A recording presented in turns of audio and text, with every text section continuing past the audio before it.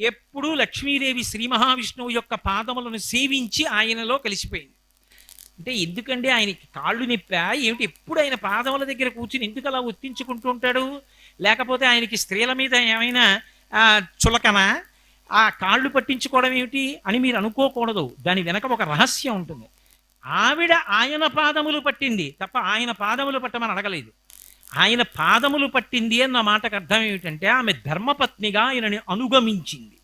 ఆయన ఆమెకి ఇచ్చిన స్థానం గుండెల్లో ఇచ్చాడు.